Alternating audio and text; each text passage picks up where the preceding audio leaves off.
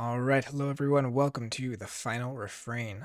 We are doing a voiceover of a match here. This occurred on Monday, but we didn't get a chance to get a live recording of it, so we are going to do a sort of a uh, post treatment of it here, just to kind of at least get some commentating over it. It was a fantastic match. I got to record it, but didn't get to do the live stream of it, unfortunately. But we're going to go ahead and dive into that. So let's take a look at our players.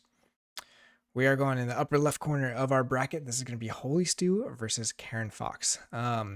Both very, very talented players. Holystewe being a super good adaptive player, Karen just being a good player in general, and definitely a connoisseur of a lot of different formats. All right, so Holystewe, seen him a couple times in here already. Florence Archon winner, Italy National Archon runner-up, Kagi 8 and 11 runner-up. So been around Archon, been around Alliance, been around Adaptive, just a super well-rounded player coming in from Italy here. And then we've got Karen, Keyforge Premium League 5 champion, Keyforge Team League champion, Triad seat. Karen is, again, just a all-around great player, has created or really run leagues of a lot of different formats that we get to see. A lot of the player-created formats, a lot of them have their origin in Karen. So very strong player, super technical. Excited to see what they bring. All right, Holystewe's deck. I'm not going to try and read that name because there's some things that it didn't like. But we've got a mass mutation deck here. We've got Ultra Gravitron, Discombobulator, Lethalogica. We've got Book of Malefaction with Opal Knight, Seraphic Armor, Vaultkeeper Grey Rider. So just some decent fighting, decent board control, some big bodies there. Barrister Joy is going to do some, slowing down your opponent and everything. And then we've got the Shadows with double Rad Penny, one of them having a damage pip on it. So if you get them both, you can kind of bounce one back into your deck there. We've got the Master Plan, which is always a super fun card for sort of pulling things out of the hat at the end of the game. Seeker Needles with those Rad Pennies, also great. And then the Reckless Rizzo, just for some board pressure, and Lights Out for some creature control. And on Karen's side, we've got a GR deck, also a name I'm not going to try and pronounce.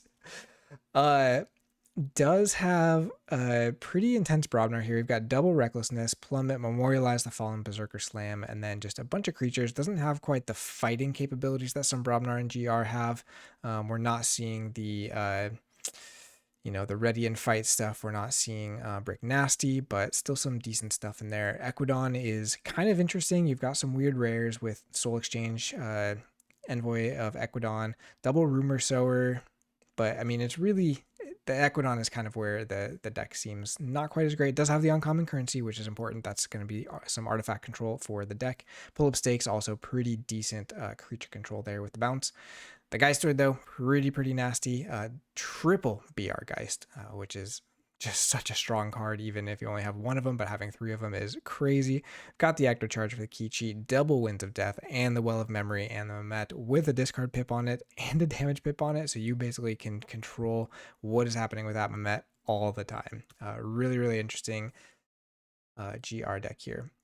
So just looking at the matchup, seems to favor the GR deck quite a bit. It's got a little bit lower on the expected Amber, but much higher SAS. It's got a lot more creature control. It's got a lot more tools for recursion and things like that, whereas Holystewe's deck is a little bit more straightforward in that mass mutation stuff. So, pretty good chance the GR deck is favored in this, but because it's adaptive, doesn't really matter which one's favored. Just matters how you play the 3 games, and if it goes to 3, how many chains you're willing to bid. So let's go ahead and get into our match.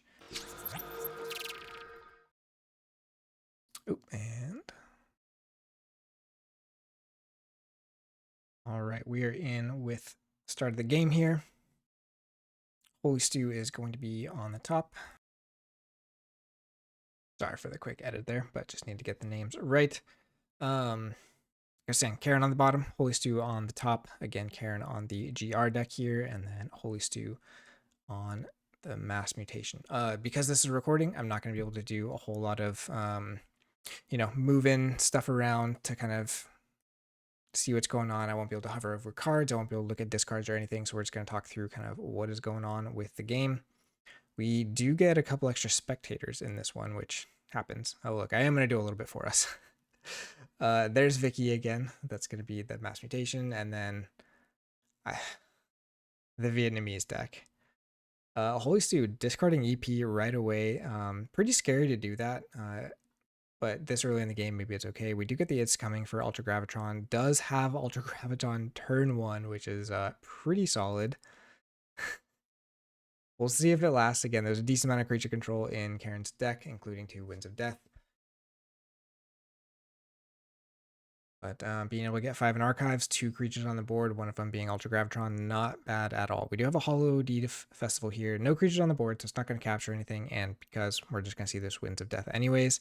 But in that discard, we do see Mehmet, Countryside Crusher, BR Geist, Memorialize the Fallen, and Recklessness.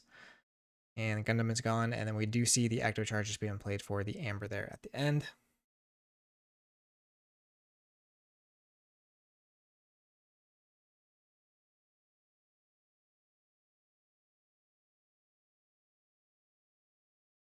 Holystewe trying to figure out how to respond to that. So a couple cards archived there from Karen already.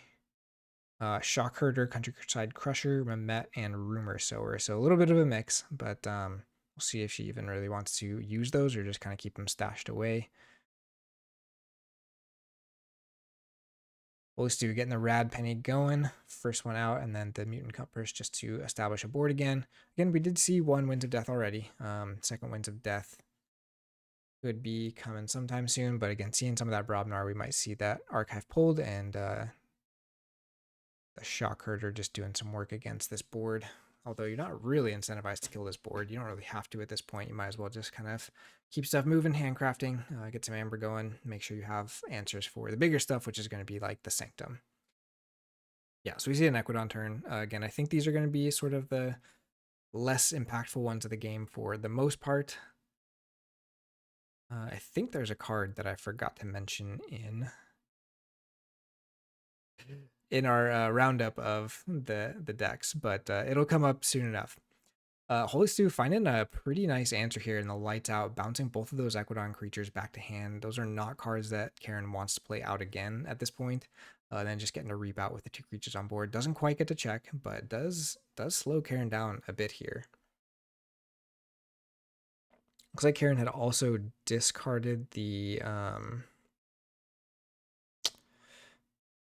pull-up stakes. We can see that in the discard here. So we're just going to go ahead and skip to the end of this. Basically just a judge ruling on whether or not Ultra Gravitron, both sides, are picked up by Winds of Death. And the answer is that they are, because they are both creatures, even though only one of them has traits. They are both considered creatures cards, so Winds of Death does grab that. So we're going to go ahead and pause our recording and just come back when we start playing again.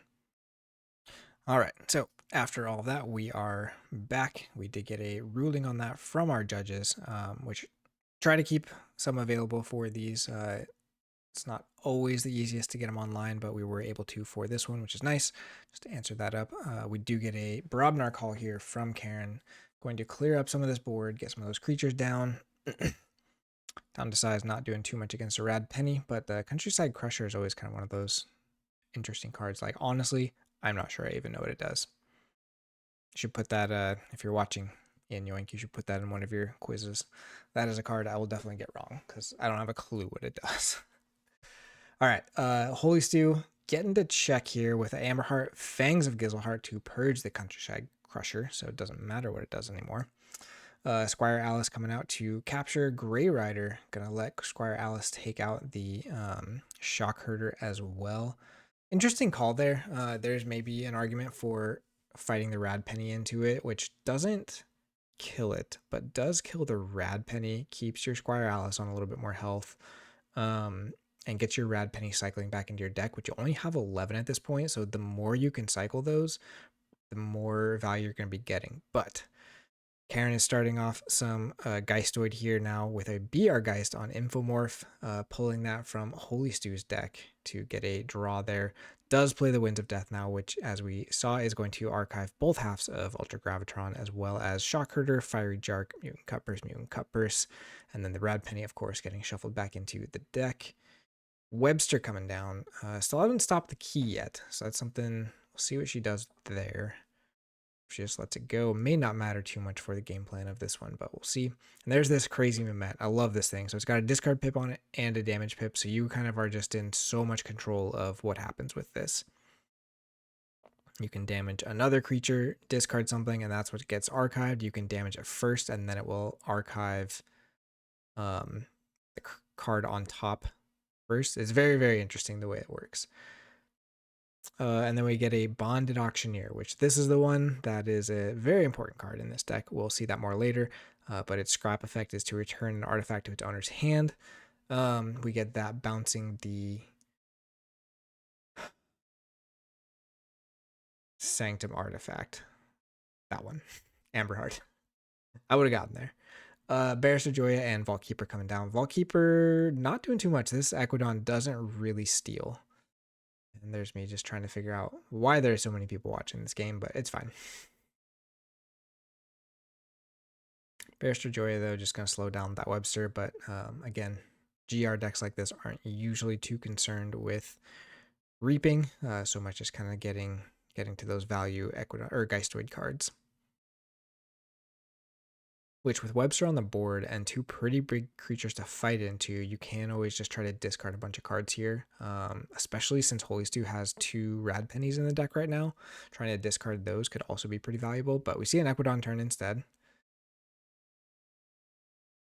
Plays the Envoy with a couple pips on it there, is going to just damage itself. Nothing to capture because Holystewe did just forge the key. Yeah, I think they're going to switch this damage. Not a huge deal, just going to ping the armor.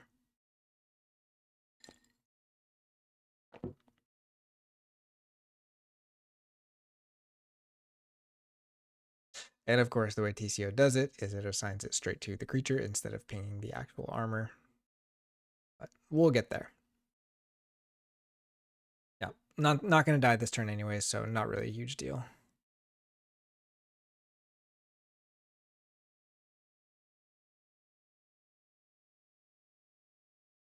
Plays the Old Tinker.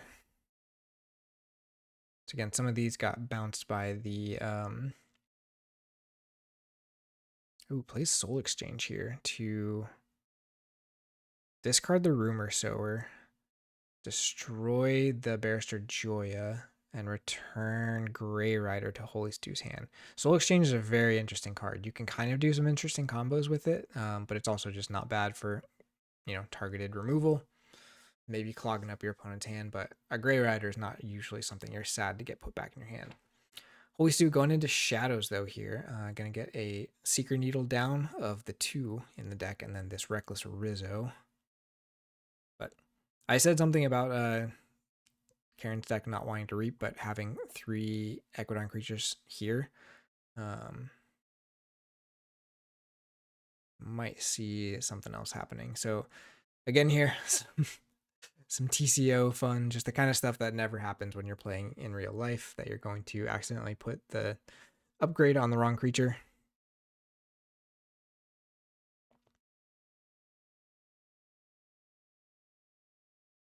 Add a little extension on the time, but does not matter in this game.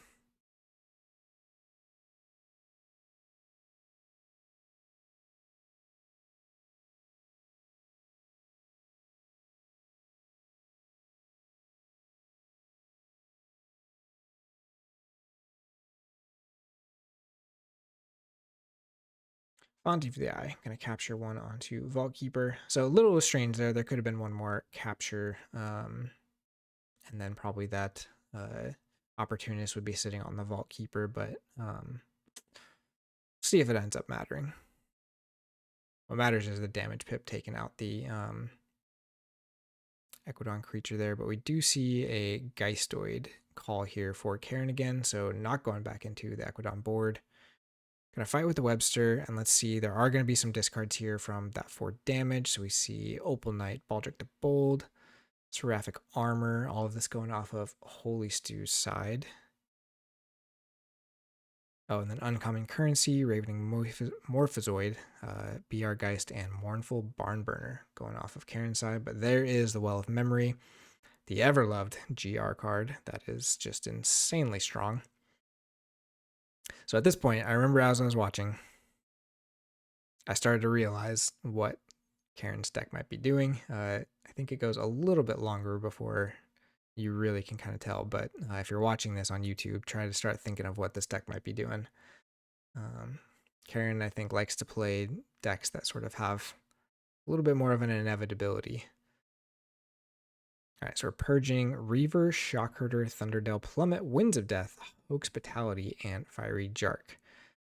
Lots of creature control in that purge pile, but we'll see what comes back. So we're going to get 1, 2, 3, 4, 5, 6 cards back.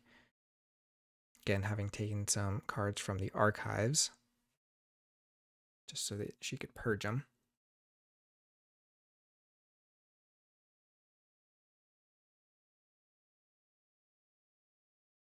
Grabbing BR Geist, Hallowed Eve Festival, Ectocharge, BR Geist, Winds of Death, BR Geist, and Mehmet. So again, 3 BR Geists. Just insane. I don't know that it matters what deck that is in. 3 BR Geist is always going to be strong. It is such a good card because it gets better the better your opponent's deck is, right?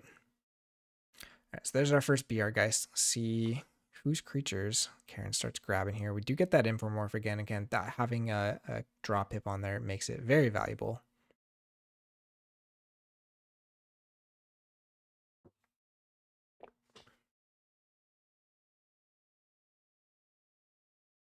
Getting up to 5 here. Our second BR Geist coming out.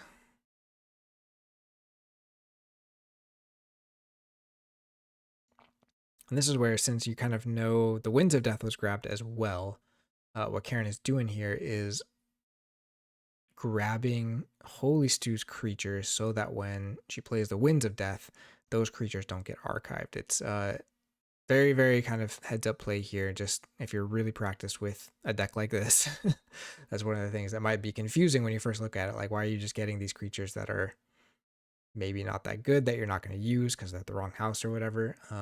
But when you're playing Winds of Death, the more stuff from your opponent that's on the board when you play it, the better for you because the less they are archiving. Okay, we do see the Ectocharge getting played there. It does get a key, so that gets purged, and so we're already 9 purged on Karen's side. Mehmet is going to archive the Hallowed Eve Festival, discarding Iron Heidi, and then we do get the Winds of Death there, going to archive a bunch of stuff from Karen's deck, and then Holystewe still gets a lot of archives, 13 creatures there. Still doesn't pull those though, just goes into shadows here. You're going to get some value off of that Rad Penny and the Secret Needle, and just passing back.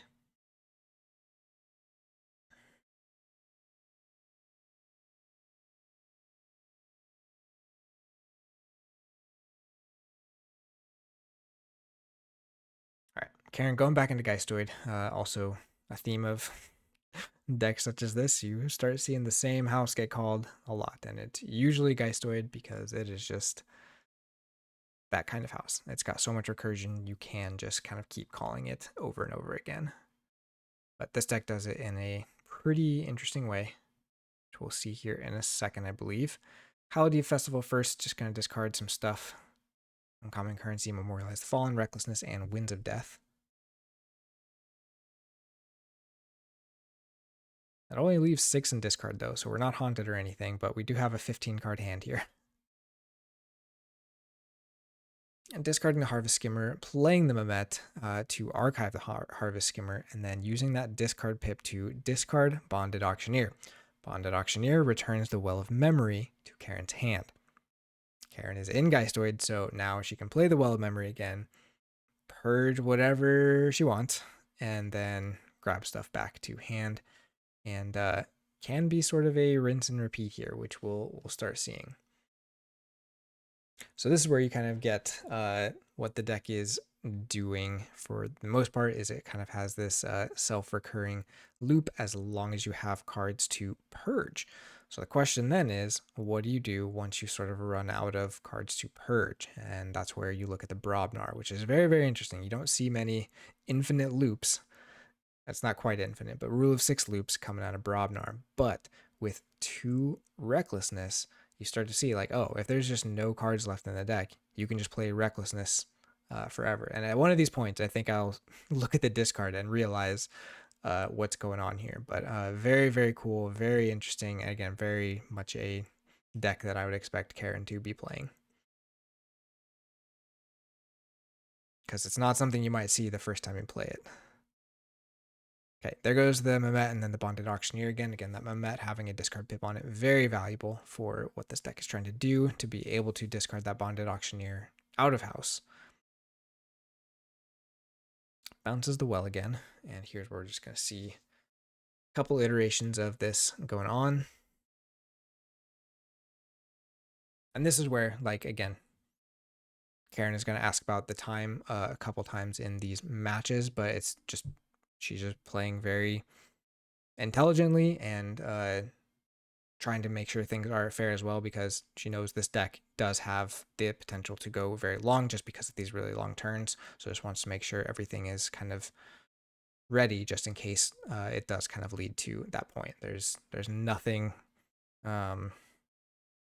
there's nothing wrong with kind of calling those things out or even asking for the extensions if there's weird stuff that happens, like judge calls or whatever.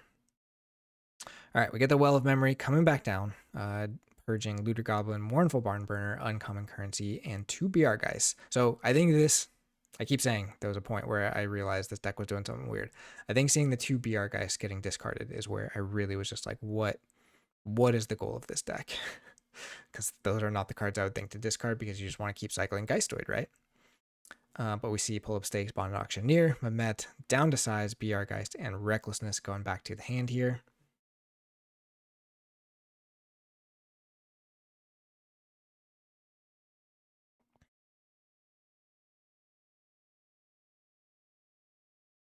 See the Mehmet getting played right away.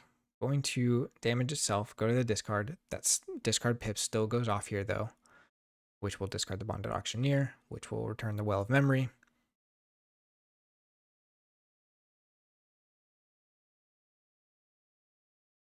I don't know if there's too many more cards to discard or play here for Karen. Of course, we got the BR Geist that came back.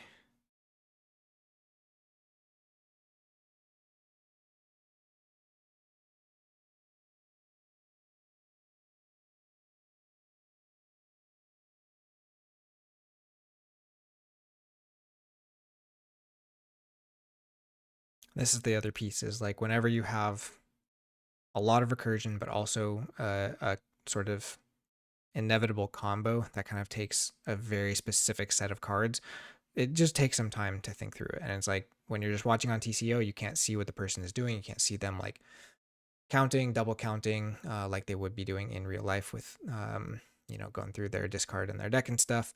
But when it's on TCO, it's fine. We had some long thinking times for both of these players, so just want to make sure that that's clear in these games. Doesn't really matter this game, but just in the future, in Final Refrain in general. Any deck with a lot of recursion especially is just going to take some time to really think through what the most optimal play is. So yeah, you see me there looking at the card again, trying to figure out what's going on.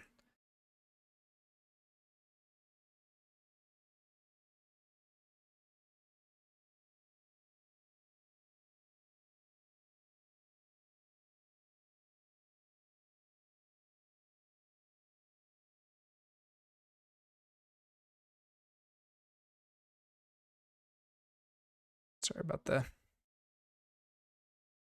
pause thing coming up. And there's the thinking from Karen. Again, just trying to figure out close to sort of the end point of this deck, but not quite there. Got 11 cards left, plus the 2 in archives.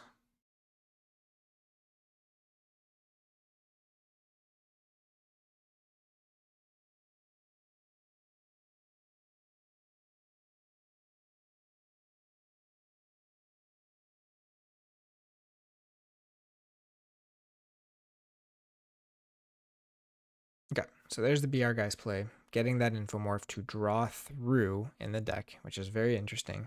So that means we either got the Mehmet or the Bonded Auctioneer. So those were the 2 cards in the discard pile there. Well of Memory is still in hand.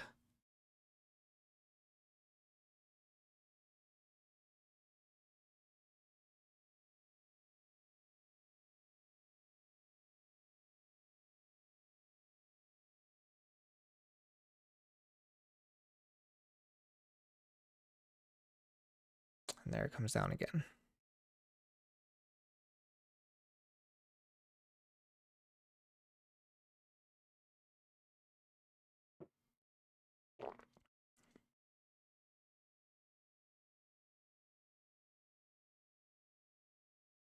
All right, purge 2 more down to size and pull up stakes. Just getting the BR Geist back because that's the only card in the discard here. And we start looking at this massive purge pile. BR Geist, the Baldric, the Bold. And I think we just see a Winds of Death here. I'm trying to remember.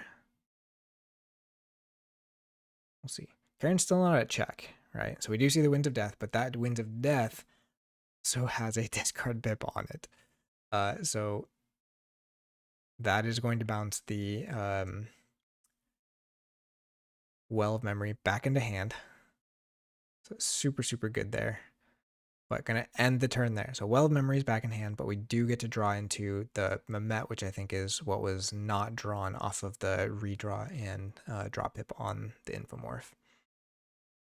I guess it doesn't matter. Either way. Oh no, it had to be that one because we had the Bonded Auctioneer. Yeah. So now we have the Mehmet in hand. But only 6 cards in hand, 2 in the discard, 3 in the archives. We're very close to those recklessnesses just going infinite.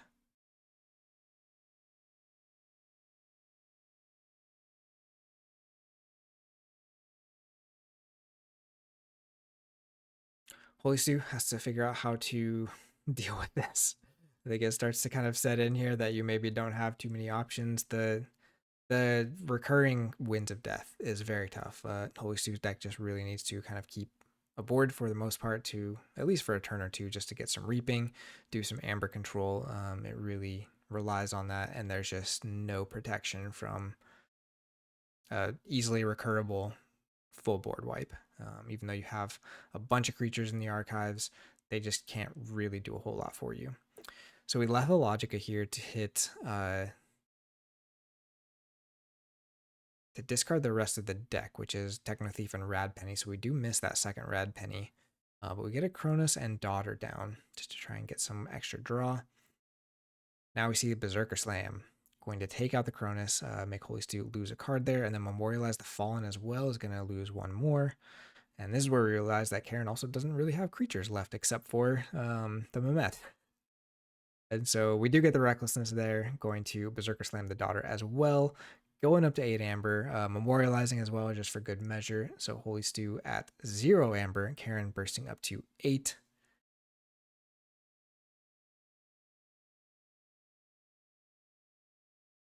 And there's a Lethalogica again for Holystewe. Going to find an EP here and the opposition research off of the Lethalogica, but the EP being big just for it getting to slow down this plan for Karen. But you kind of see the writing on the wall that Karen really doesn't have to do a whole lot else besides just keep playing that Brobnar as long as she can keep drawing into it. But it's getting Amber, it's doing creature control, and it's doing tons of Amber control as long as Holystewe has creatures in the discard. So we see Barabnar coming back out. We do see a Recklessness. And this is the crazy part, is that the Recklessness is throwing more creatures into Holystewe's discard for the Memorialize the Fallen to hit. We do see 1 more Recklessness there, discarding Well, BR Geist, and Winds of Death, and then Berserker Slam, and then just redrawing through there. Holystewe playing Lethalogica to get that Cronus back. Again, with 15 in archives, Holystewe's deck is very small at this point, so we're going to see a lot of the same cards here. We do see that Infomorph with the draw pip, which is actually going to get to do some more archiving. This is really interesting. So at this point, I kind of wonder, like, is there a way where Holystewe could actually archive enough to where the Memorialize doesn't really do anything? Because every time you Recklessness, you're basically also drawing through as much as Karen is, and it takes some work. You'd have to do a lot of these Cronus Infomorph plays because I think that's the only drop hip you have left. But I kind of wonder if there is a line in this matchup for doing that. But here we got Key 2 for Karen. We've got the Well of Memory coming back down. Going to purge a few more things, get the rest of that Brobnar back in hand.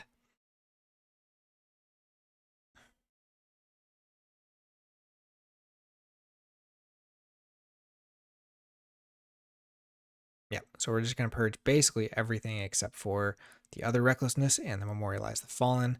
We get the Berserker Slam and Recklessness back to hand, and now we have the True Infinite, where basically you will discard 3 cards off of the Recklessness and then draw 3, and there will always be a Recklessness in there, as well as the other 2 Brobnar cards. And so Holystewe, it's pretty tough to have an answer to this, unless you have a stealth mode or something, which Holystewe's deck does not have, unfortunately. Opposition Research, Karen has 0 creatures left in deck. The It's Coming just for the Amber here. Oh, the It's Coming does have a drop hip on there, so there is the chance to archive more. So we are going to get to 5 and then archive more here. But again, it's just going to end up being a little bit too slow. Berserker Slam taking out the Infomorph. Memorialize the Fallen. Second Berserker Slam there. Memorialize the Fallen again. Rinse and repeat. You get to keep Recklessnessing, keep playing your pips, just get everything back again. So your Rule of Sixing basically all of those cards. You have no creatures, so the Memorialize is not hurting you at all. You keep throwing creatures into Holystewe's discard by the Recklessness, and you're clearing the board essentially with getting to play Berserker Slam 4 times if they have a bunch of creatures, but Holystewe only having a couple there, and Karen getting up to 13. You can see my cursor there going right over the copy logs because I kind of see the writing on the wall for this match 1.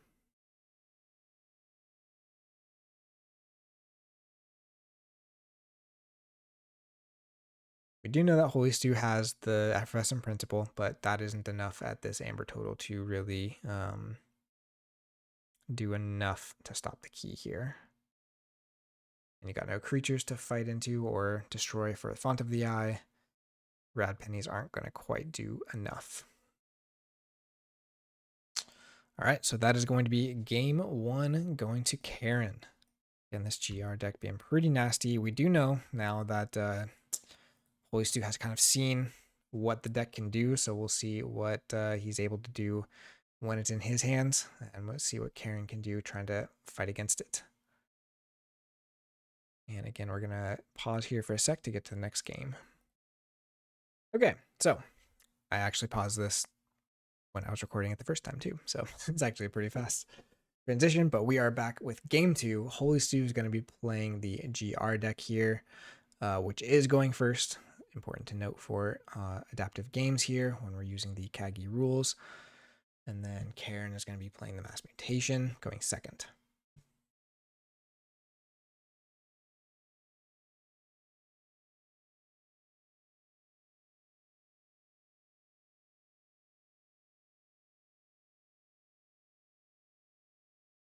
All right, game started. Timer's already running here a little bit.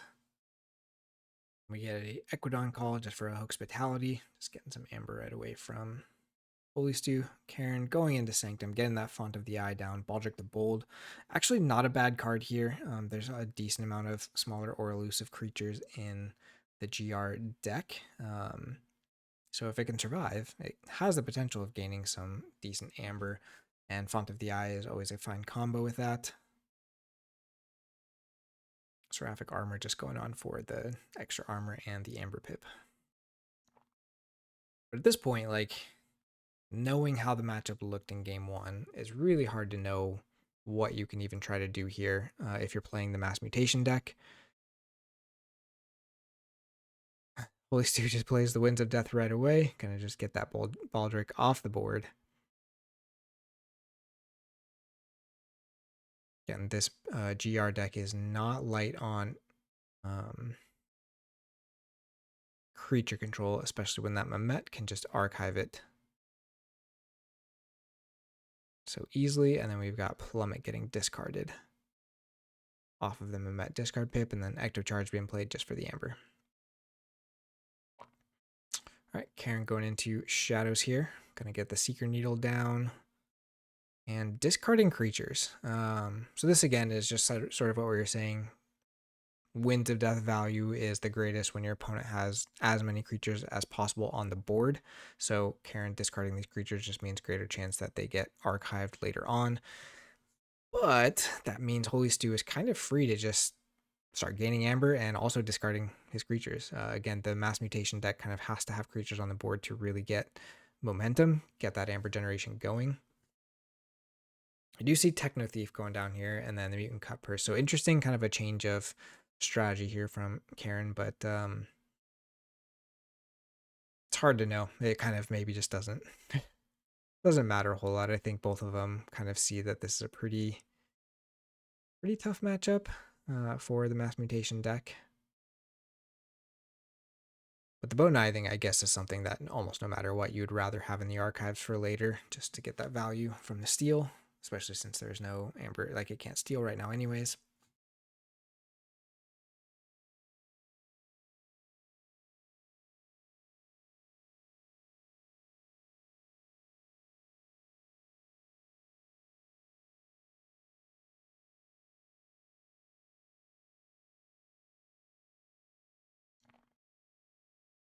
More thinking. This is again a pretty thinky deck, this GR deck, so you gotta kind of take time on it.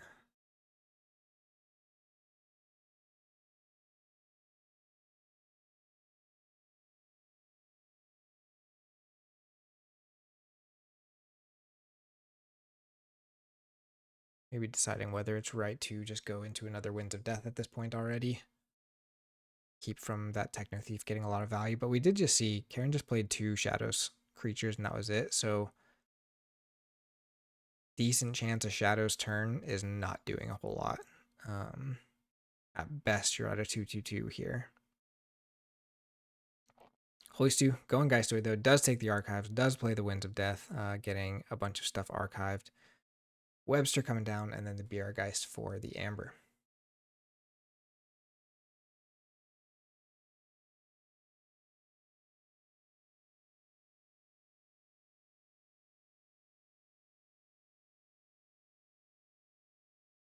Karen going into Logos here. See the It's Coming. See if we actually have both pieces of Ultra Gravitron. Which again, I think is pretty big if you can actually get enough stuff archived in this matchup.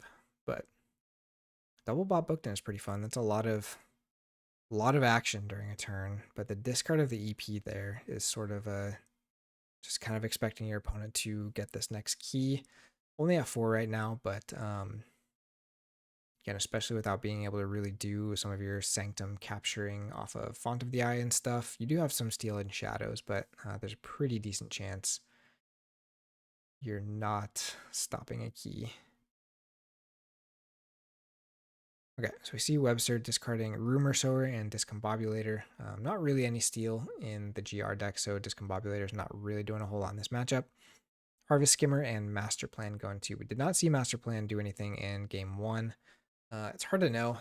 This Mass Mutation deck doesn't seem like it really has a super sneaky play with it, unless there's something I'm missing, but the fact that it's basically just a house cheat card at any point in the game is pretty nice and sort of a save for later. And there's no artifact control in, well, there is artifact control, sorry. The Bonded Auctioneer can act as artifact control as well. Karen going into Sanctum here, though, going to get a Fangs of Gizzleheart on that Webster, which is some nice value, and then getting the Grey Rider on Baldric to also get that extra Amber off the Baldric before fight effect. Capturing one on Grey Rider, playing the Amber Heart, but not getting to check, unfortunately.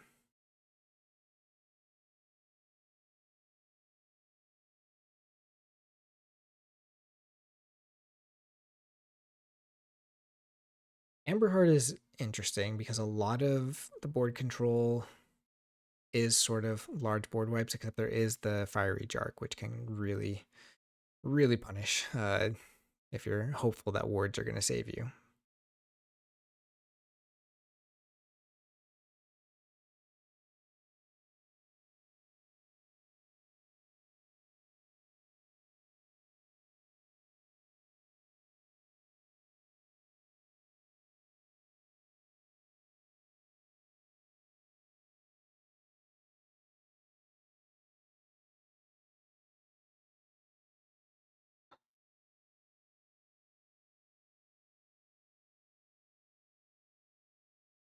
Okay, Holystewe going into Geistoid.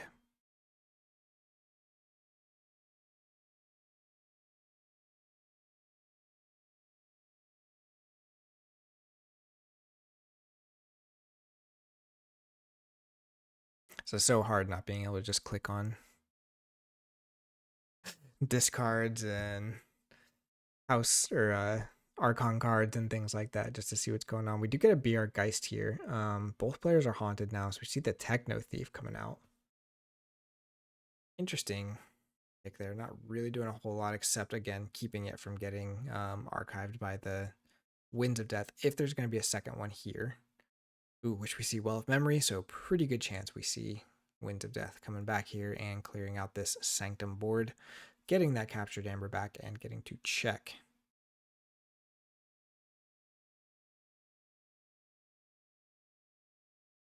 And I might need to move my face so you can actually see the timer on these.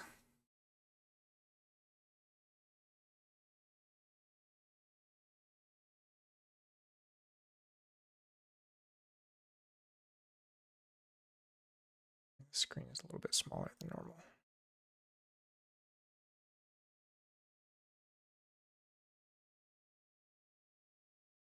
There we go. Sorry to be changing it midstream, but that's fine. I feel like I need to be fully over the timer or completely away from it.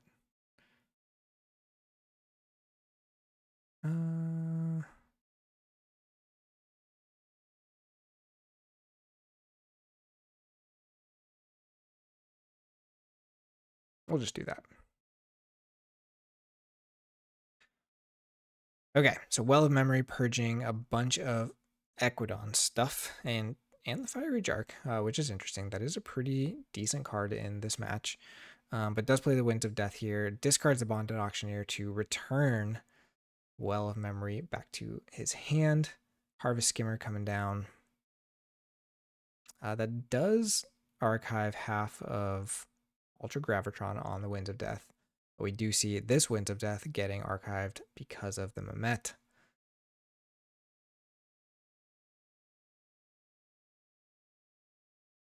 Dealing a damage to the Harvest Skimmer there, discarding the Countryside Crusher, but that does mean that Crusher is what is going to get archived by the Mamet there instead of the Winds of Death. Okay, so we get to see a little bit of what Countryside Crusher does. I think it's a ready and fight with like your weakest creature on scrap or something like that. Ready and fight with a creature. So we do get to see them at ready. There's nothing to fight, so it just gets to reap. And then we BR Geist the Grey Rider, which is also going to let our Harvest Skimmer do a reap and discards a creature, so you get an extra amber there. So big burst turn here for Holystewe, getting up to 10 amber.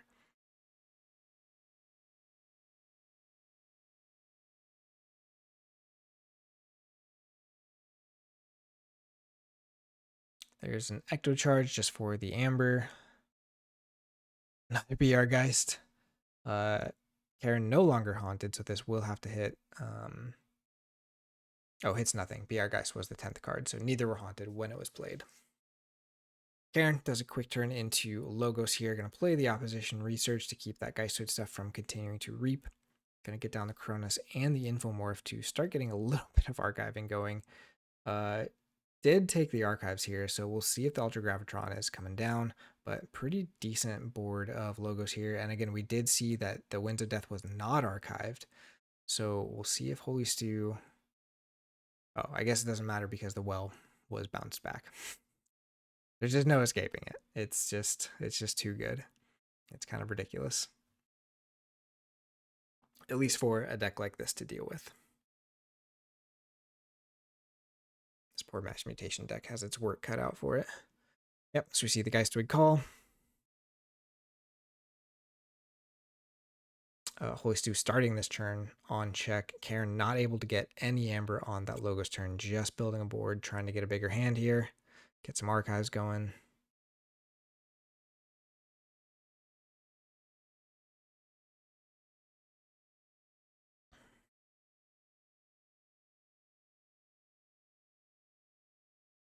Okay, so from Holystewe, we see a BR Geist, which should get a creature this time.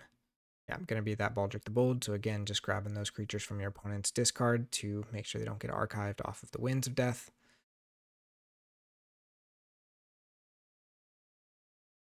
Gonna see some reaping here from these two creatures. No reason to fight when you got the Winds of Death coming.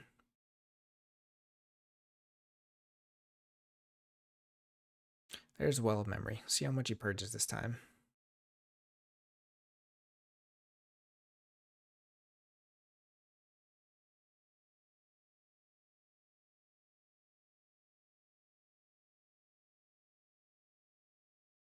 Okay, so 5 more cards purged there off the Well of Memory. Gonna be getting back a bunch of that good Geistoid stuff. It might be a fight from Mamet just to archive Winds of Death here. I guess you can just be our Geist the Mamet after the Winds of Death.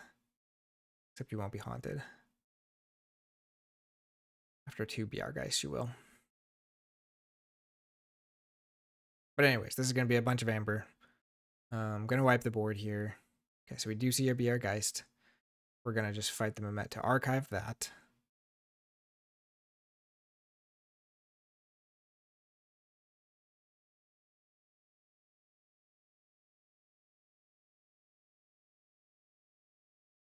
There's a second BR Geist, just played for the Amber. There's not enough in the discard. Ecto Charge there for the Amber. Again, not nearly enough to get that key cheat.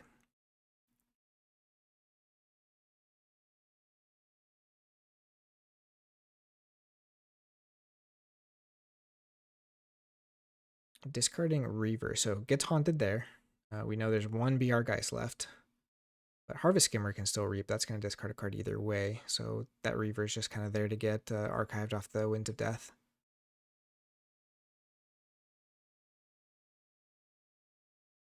Okay, BR Geist, the Mamet.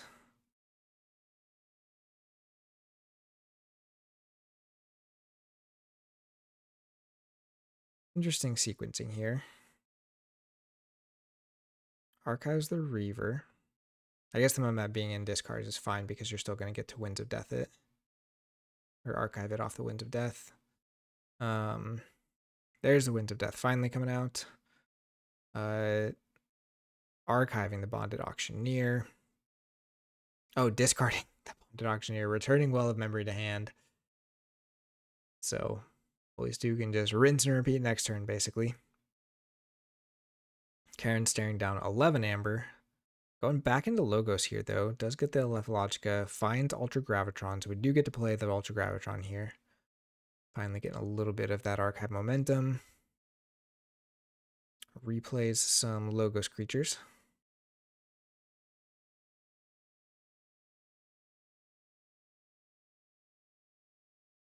And that is it, though. So it does get the check.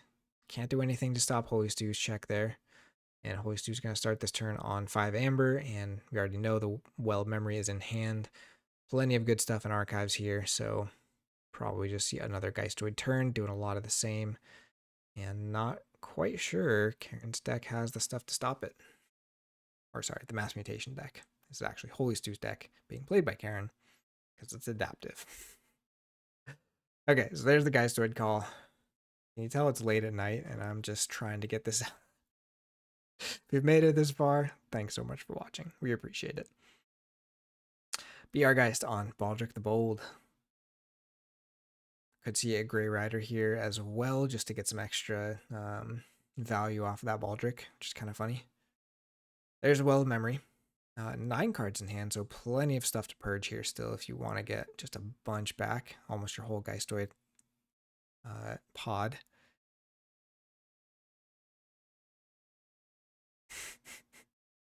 Not sure what I was going to say there, but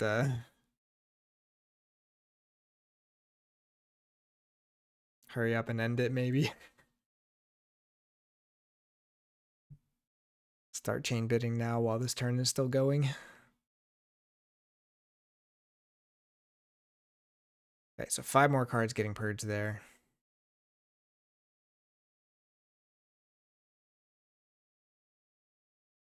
Again, in Final Refrain, we do request that players be willing to play it out and not just concede when there's still at least a couple turns left, mainly because we try to do a lot of statistics and stuff off of the games, and it's just a lot better data if we actually have sort of the full game being played out. Okay, so we do see the BR Geist on the Grey Rider, getting that extra amber off of Baldric the Bold. Pretty fun play there.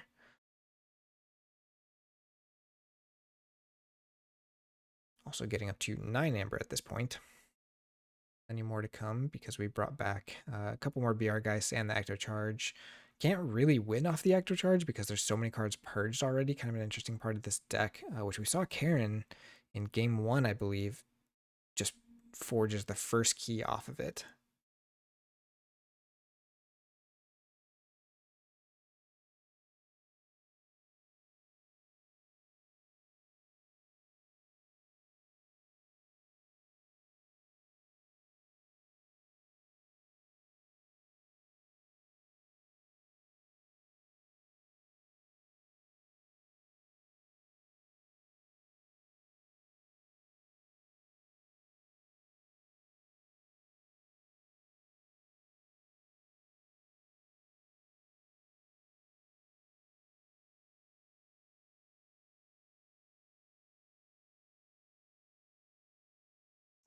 Okay, so more Geistoid stuff coming. Sorry, I gotta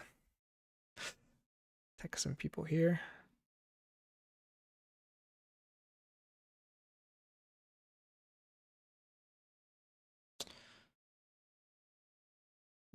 BR Geist to bring Baldric the Bold back. The Holiday Festival does stop the key there, but I think... Ooh, just discards.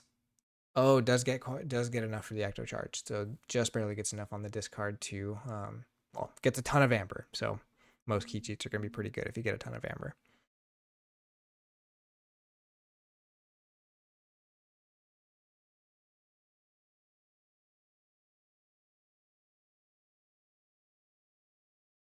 All right, so we are off to game 3 here. Gonna go ahead and pause till that gets set up, and we'll see you shortly. All right, and we are back ready for game 3. Players are going to be bidding on the GR deck, and I'm just putting a reminder in here because those games were a little bit lopsided to make sure that they all know that chains may exceed 24. Doesn't mean they're going to in this match, but just so that we're following all of the adaptive rules that we have laid out for this tournament. Again, taken from the Kagi tournament. I kind of expected one of them to just slam a higher number here, but they didn't quite do it. Do go a little bit slower on the chain bidding. And it is interesting. So with a deck like this, you do need certain pieces. You need to have found certain pieces to really get it to fire. And so the question is, can it do that fast enough? You don't have things like Boo. You don't have in here somewheres. So you have to be really careful on how fast you can actually get through the deck to make sure those pieces are in the discard for that well of memory to hit. Once you find the well of memory and enough stuff is in the discard, you can kind of fire. But until then, it's a little bit tricky. So I think the players kind of are thinking through that as they're doing this bidding of how much pressure can this mass mutation deck actually provide while the GR deck is trying to put together that combo.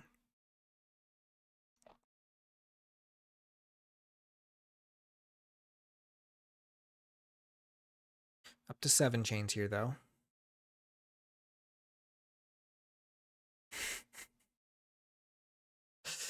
Holystewe can't take the pressure.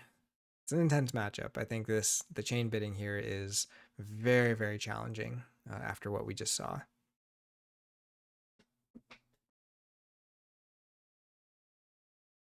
Okay, we've got a bid of 8 here from Holystewe.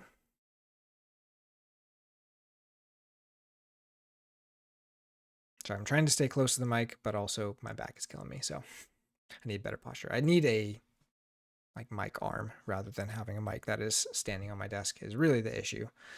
So goes to 9 chains, and Holystewe gives the GR deck to Karen on 9 chains. It's really tough. I don't know that we saw the Mass Mutation deck maybe got one key between those two games there. So to me, 9 chains felt a little bit low, but you know, we'll see. Both of these players know their decks better than I know either of them, so we'll just kind of see how this plays out. Each player is playing their own deck this time. Karen just going to be on 9 chains. Going first here, though, because the GR was going first, which is important. That 9 chains feels a little bit easier when you get to see more cards on your turn 1, but doesn't mulligan here. And that's because we see Plummet. So this is where I was saying there's not a ton of cards for getting stuff in your discard fast. Plummet is one that we did not see the other games, but turn 1 here, that is huge to just dump a bunch of stuff into your discard, get a brand new hand. Very, very nice. We do see a nice board coming out here of the Shadows creatures from Holystewe. Doesn't have anything to steal with a Rad Penny, but you know, the longer you can avoid those Winds of Death board clears and stuff and just use this board to reap out, the better it's going to be for this Mass Mutation deck. Karen going into Equidon here, though, does find an Amber or a Damage Pip to take out that Rad Penny. Again, it gets shuffled back in, but at this point, you really just want to slow down the board presence of this Mass Mutation deck until you can find your combo pieces. See the uncommon currency come down. That did not play a part in the other two games. It was just purged every time. We'll see if it does too much here. I don't think there's anything too crazy to grab. One of the Secret Needles could maybe disincentivize Holystewe from playing some of those smaller creatures. And then we see the Bonded Auctioneer coming down as well. So this is where this It's Coming is a little bit scary, because if the Ultra Gravitron actually comes down, it has a chance to purge the Bonded Auctioneer. So if you're Karen and the Ultra Gravitron comes down, you maybe just have to run Bonded Auctioneer into something or play Winds of Death right now so that it doesn't get purged. That is one out, one really big out that Holystewe has in this matchup. Unfortunately, we do not see the Ultra Gravitron come down here, so Karen in a safer spot here. Just going to go into Brobnar, going to play that Fiery Jark, going to clean up the board a little bit, take out some of this Logos efficiency. Again, the Discombobulator, not really a big deal here.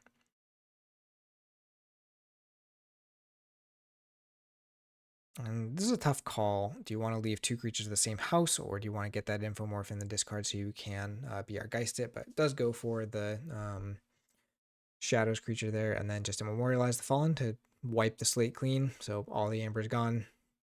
And this is again where, with a deck that has an inevitability setting, or kind of game plan like this many turns in and being on 0 Amber already feels really bad for Holystewe. Those chains are going down really fast.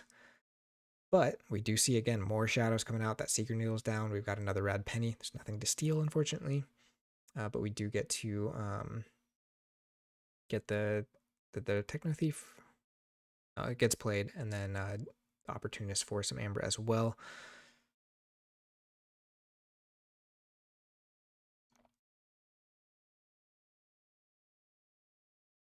Karen going into Equidon here.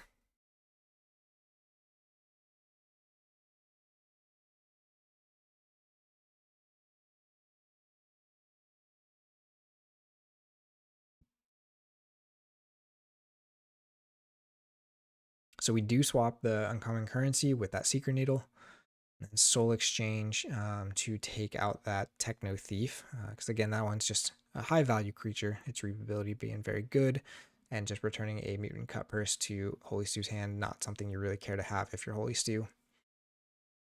Then we get a couple creatures down. These are pretty beefy, pretty tough to move. But again, if you're Karen, board doesn't really matter a whole lot here. You're just trying to find those Winds of Death, trying to find the well, and start getting your pieces moving.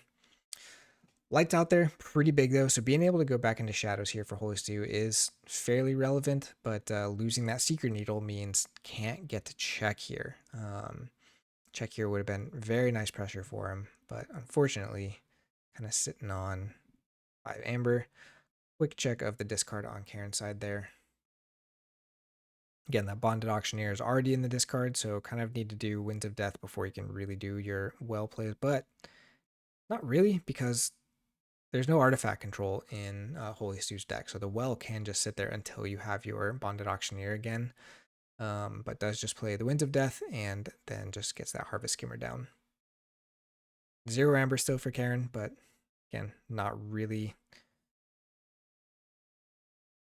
huge deal at this point. We do get some bigger Sanctum things here, and then that Amber Heart coming down again. Those wards could actually end up being relevant against those Winds of Death, but it's just a little bit slow and does end up possibly giving Amber to your opponent if they are able to get past those wards.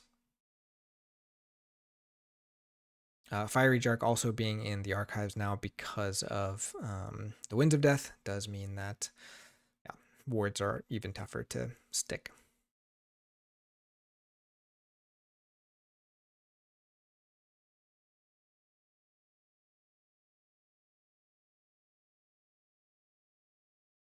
Okay, quick think here for Karen, trying to decide what to do next. Does have an archive of some stuff, but trying to keep digging for that well. We do go into Equidon here, though, pulling the archives. So we do know that Bonded Auctioneer is in there as well, and we're going to see Bonded Auctioneer discarded to get back that uncommon currency. So going to just threaten stealing more artifacts from Holystewe if he keeps playing them. Iron Heidi coming back down. And that Ravening Morphozoid. Man, I'm struggling. I'm struggling with the words. Envoy of Equire. Not going to do a whole lot here. 1 damage pip to Opal Knight. Capture on Harvest Skimmer.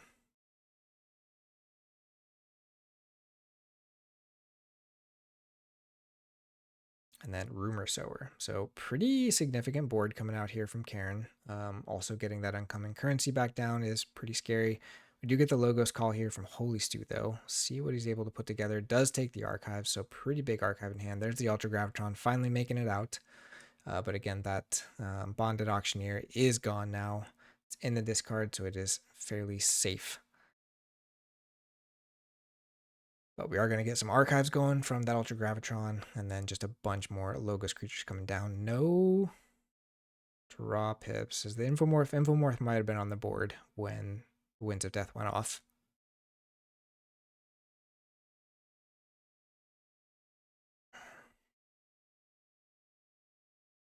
Discard the EP there. Again, Karen not on any Amber yet.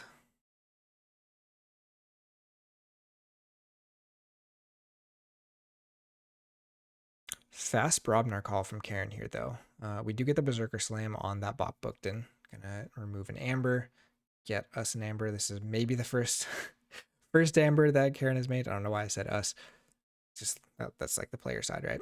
Thunderdell coming down. We are barely just haunted now with the Berserker Slam going in there. So Shockherder gonna get Thunderdell fighting. Thunderdell having splash attack, being able to take out a bunch of stuff, and that Fiery Jark, which again was archived off of the Winds of Death, going to clean up the rest. And now again, Karen having a very big board without having to play Winds of Death. Very scary for Holystewe to deal with.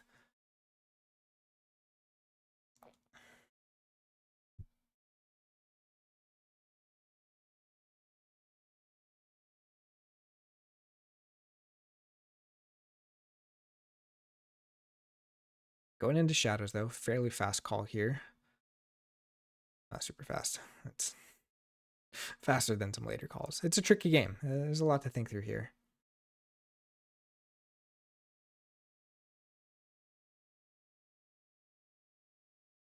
And your Shadow is possibly sort of hamstrung by the fact that there's just not enough Amber for it to steal. Like, you might be sitting on Opportunist and your 2 Rad Pennies and stuff, and they just don't do a whole lot because there's only 1 Amber on the other side.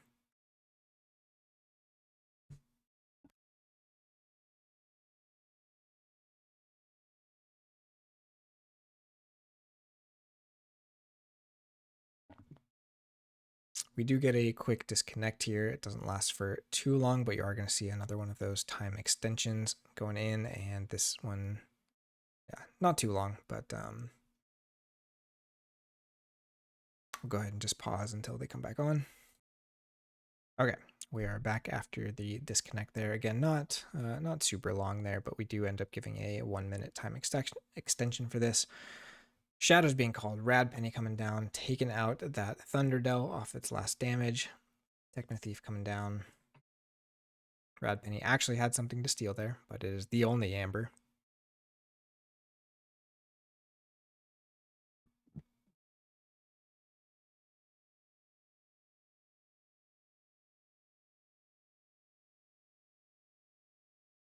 And this was an interesting one. So master plan coming down while that uncommon currency is sitting across from it.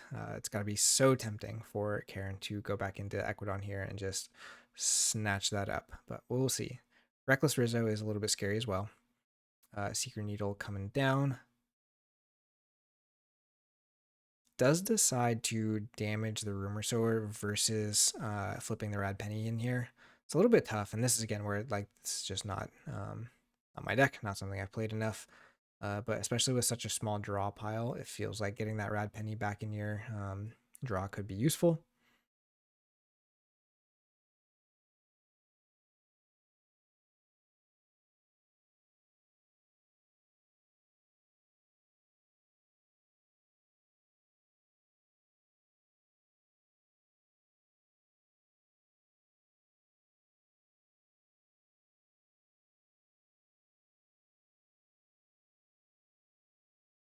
Okay, so Karen does go into Ecuadon here. We're going to get a Reap with his Rumor Sower to stun the Reckless Rizzo, which is pretty rough. Don't even have to fight it now. You can just leave it there. Get to see Old Tinker down as well. Ravening Morphozoid is able to Reap and do its thing, discarding a Reaver. Playing second Rumor Sower here. Karen just totally pivoting to having a board-centered game for now. Till Holystewe is able to deal with it, Reaping with Iron Heidi. And Reaping with the Envoy, which is going to do weird stuff maybe. Yeah. Such a weird card. It just swaps all of its tokens. So the damage tokens get swapped.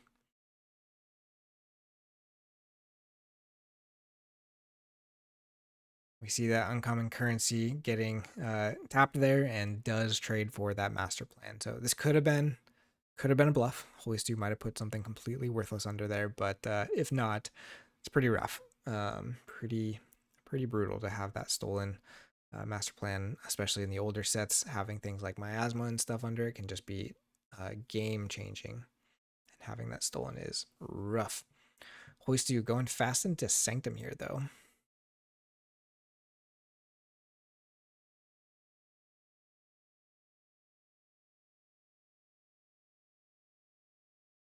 Takes a bunch of archives, so we are going to see some of that extra fighting with the Grey Rider and everything like that. Baldric the Bold as well. And then we're going to slow down Reaping if the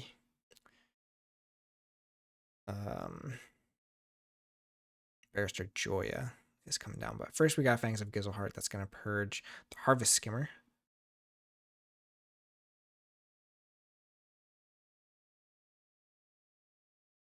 There's that Baldric the Bold. Is going to be able to fight for a kill here because that Envoy Vecwire has some damage on it. Bulwark coming down. Book of Malefaction comes down. Not really super relevant in this match, but we'll see. Getting it out of hand is good. Getting an extra pip is fine. Baldric the Bold here, going to get a fight off of the Grey Rider now. Going to get some Amber, and then decides to fight the Iron Heidi there instead of the Envoy. But Barrister Joya coming down, going to really slow down this Ecuadon until they can fight that off.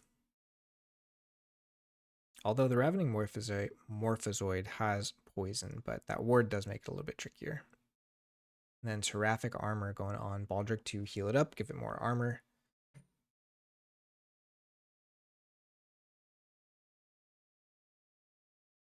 At this point, though, again, looking at this discard, there's plenty more Geistoid left to see. A couple BR Geists, second Winds of Death.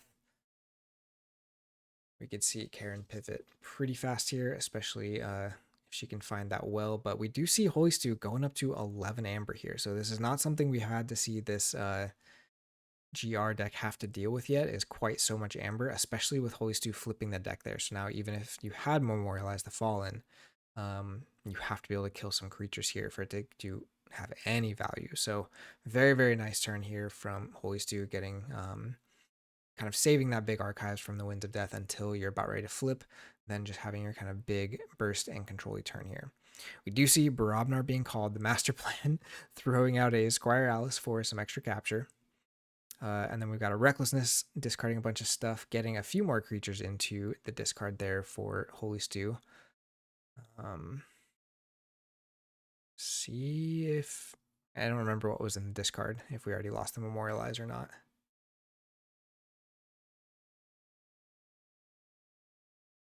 Did not find it, though, if that's what Karen was looking for. So a little bit of a slower turn, but maybe finding that well, so ready to pivot next turn. Pretty low on the deck there. Only 5 cards in hand and 4 left in the deck. So our chains are gone at this point. And you're not sitting in too bad of a spot if you're Holystewe. You have a key, which is already almost better than anything else that happened the first 2 games. You have a nice board here that has not been just subdued by multiple winds of death. Rad Penny coming down, second Rad Penny reaping. You have your Seeker Needle on board already. You get to reap with Techno Thief to get some extra value, some extra hand filtering here. Going up to 7. Discarding Bob Bookton. Don't think we've seen the lights out here yet. Maybe we did earlier in this game. Might have forgotten about that already, but that might have been in one of the other games. Doesn't find anything else there. Does discard Mutant Cutpurse there. Decides not to play that on the board, but we do get a Geistoid Call here, which pretty indicative that we're going to see Winds of Death coming out. But we do have that Squire Alice with 2 more Amber on it, so Geistoid here is going to likely give Holystewe the key again.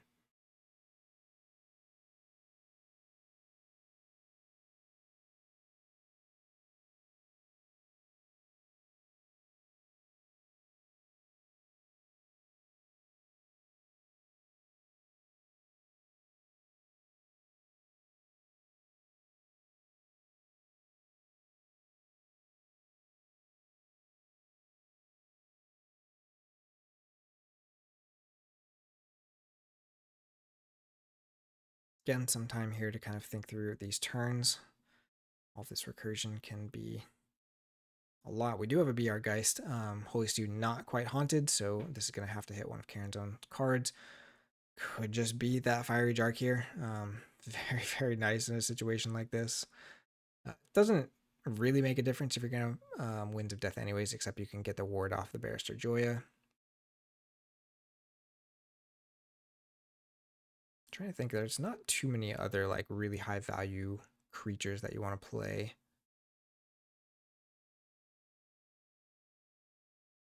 Have your Shock Herder, but that's about the same as getting the Fiery Jark.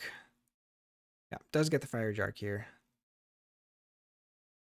And this is where you can kind of predict if it's going to be a Winds of Death turn or not.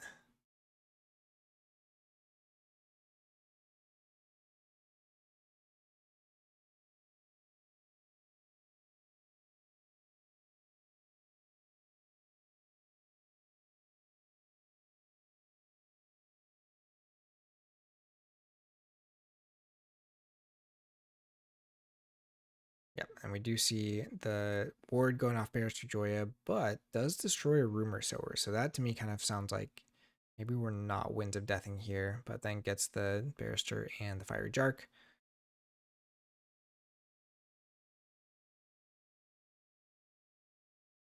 There's Well of Memory. Finally see it. Took quite a while. We're down to 4 cards left in draw. But now this deck is going to start doing stuff. It does get to check here as well, which is important because we're going to deal with a decent amount of Amber control from Holystewe's deck if we wipe this board.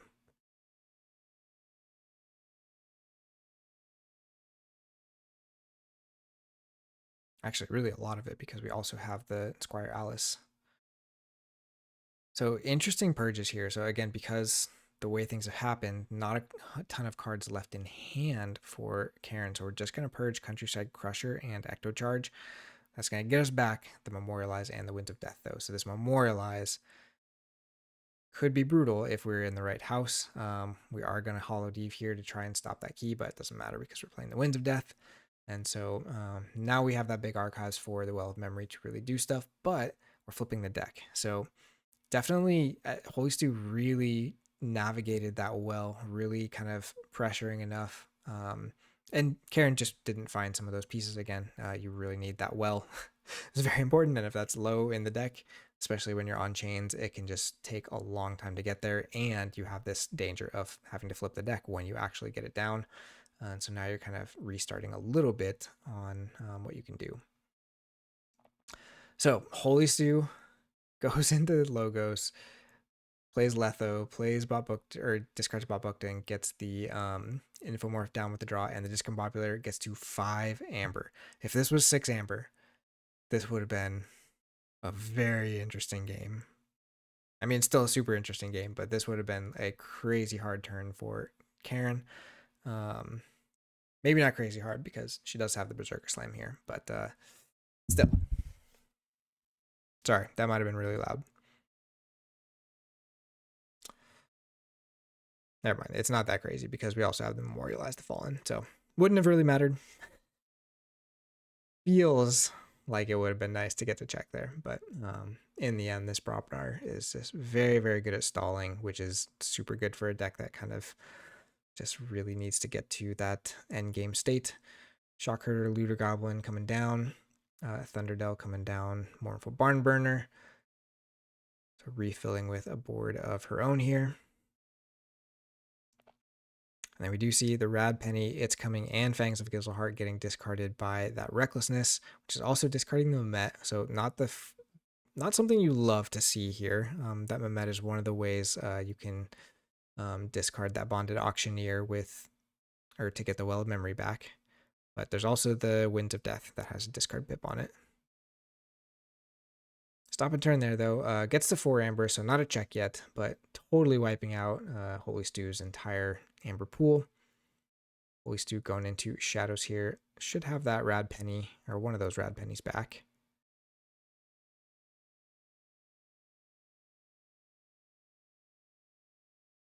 And forced to play the Opportunist on his opponent's creature there, doing some damage to stuff. Lights out to clog up that hand again a little bit, get some Amber, and then we are going to get that Seeker Needle doing some damage. No Rad Penny there, which is a little bit rough. Getting back up to 3 Amber here, though. Not quite flipping the deck, though. Also rough. Although Recklessness here, except Karen's probably not going back into Shadows. Or, sorry, Brobnar. Yeah, so we've got the Geistoid Call here. Geist has to hit Holystewe's deck here, and we did see, this is kind of important, we did see that one of those Rad Pennies got milled by a Recklessness, so we do know one Rad Penny is in the discard. I think that's what gets grabbed here. Yeah, so extra little steal there, but we do get a trigger on the Book of Malefaction, which we have not seen yet, because Karen's deck does not steal outside of stealing your opponent's creatures, and then they steal Amber. Discarding Webster, discards Reaver. I don't think we're quite at a Winds of Death yet. There's a BR Geist. Grab something else. For the Mamet, which will go ahead and ping itself and discard the Reaver, but that lets us discard the Bonded Auctioneer so that we can get that Well of Memory back into hand. So Karen ready to fire that off again. We've got a couple BR Geists in the discard already, but also going to be able to purge some stuff from hand so that she keeps drawing here.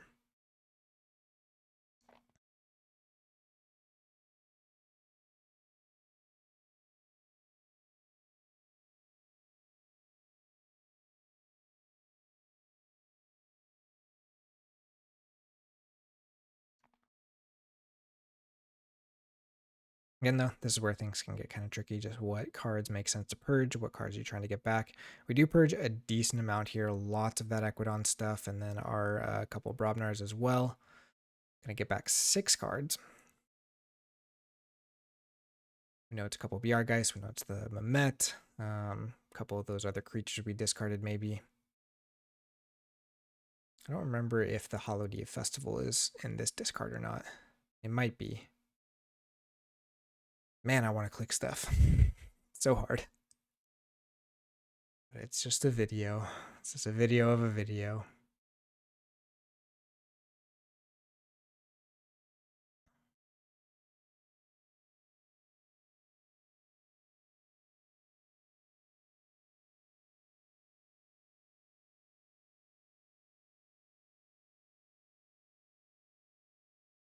So I think one of the questions here, if you're Karen, is how much of that Brobnar stuff do you bring back versus just getting the high pressure Geistoid stuff? Because again, you're going to run out of cards you can actually purge to keep doing the well, because you don't have that big archives like we got built up in that first game.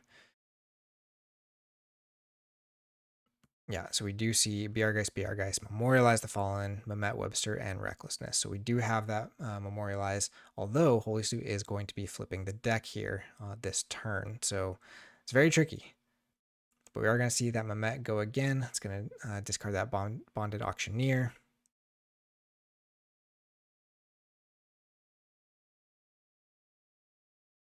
Oh, archiving the Bonded Auctioneer. I missed that. Discard the Wind of Death. Plays BR Geist for, again, one of Holystewe's creatures here. Second Rad Penny. So I guess they both got discarded off of the Recklessness. That's pretty crazy. Unfortunate for Holystewe for sure. Not what we want to see. Karen getting up to 9 here. We have another BR Geist going up to 10. I don't think there's anything else you can get that's going to be... well, I wonder if the Bone Ithing is in there. I think that maybe is in the archives. Infomorph for the draw. It's interesting. You maybe could have done that as your first BR Geist just to have one more card to purge to well. Wonder if that changes the math a little bit, because then you still have the option to BR Geist both of the Rad Pennies after that. Do you see the Webster coming down though?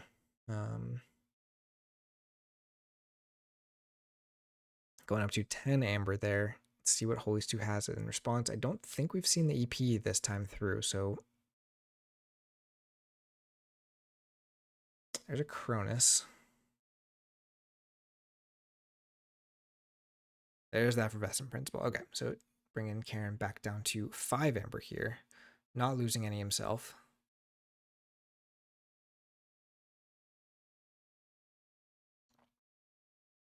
We are going to be able to purge something here. Might be that Webster with our Book of Malefaction. Yep. Get rid of that to make sure Karen can't keep discarding more cards. And then we discard the Ultra Gravitron. So stop to key, but do chain ourselves. But we do flip the deck here. It is a Brobnar call, though.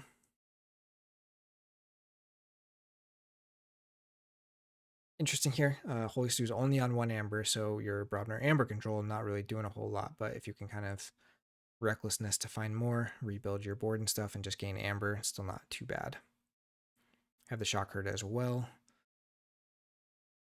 Okay, there's the Memorialize the Fallen, and then the Recklessness. Discards the Bone Ithing. Definitely not what you want to see here if you're Holystewe. Reap with Shock Herder, and then plays a Plummet to just wipe everything. But also discards the Bonded Auctioneer, putting the well back into hand. But redraws through the deck. Very, very tricky to actually get this combo together. She made it look so easy on game 1, but now without these constant redraws, having to kind of keep getting stuff in the discard, it's a very, very different game here. Given Holystewe a chance. We do see that master plan come down. Uncommon Currency is still stuck on Holystewe's side, so this is actually going to be usable by Holystewe. Discarding Reckless Rizzo, though. Reckless Rizzo has a damage pip on it, so it'd have to kill itself here. Unfortunate for Holystewe. Okay, Karen going into Geistwood here is going to play the Holystewe Festival. We do see that Memorialize getting discarded there as well as a Recklessness and a BR Geist. And then notable cards. Might see the Well just to pick up a few of those and purge more cards from hand.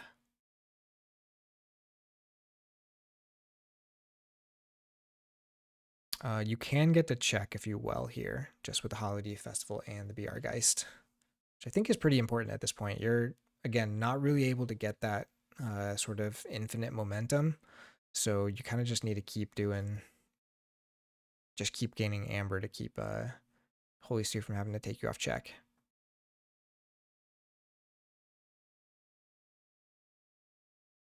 Well of Memory comes down. Let's see what gets archived here.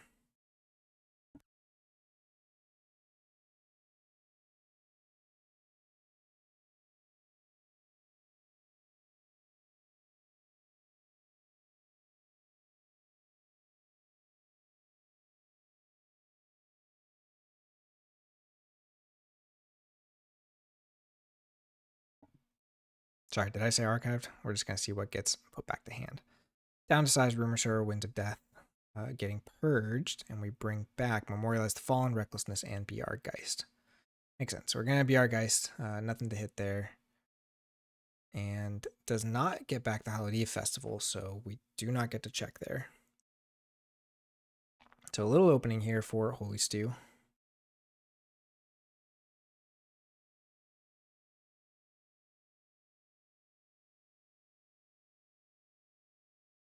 Going into Logos, getting Ultra Gravitron here, going to get a much bigger archive. So we're down to a really small hand and deck for Holystewe. Going to Lethalogica through the rest of it. Oh, sorry. Yeah, small handed deck, still a decent discard, but 11 cards in archives, not bad.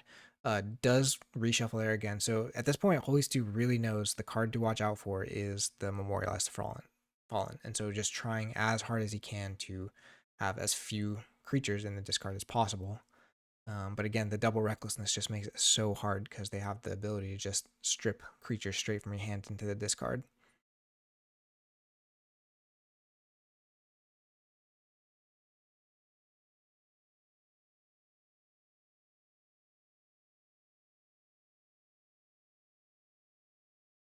Again, we're really getting down to it here. Pressure's kind of on. Neither player at check right now.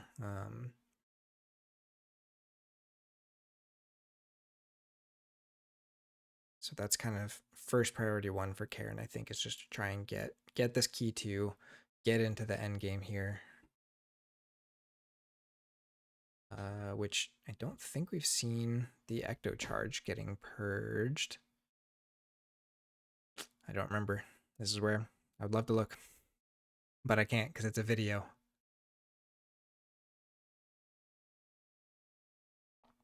Okay, so we do see the Geistoid Call. Having called Geistoid many, many turns in a row here already. We play a BR Geist, we discard the Well of Memory, and then we're going to Met the Well of Memory. So just a little bit of cycle here, still getting to check. Discarding Recklessness off of the Mamet.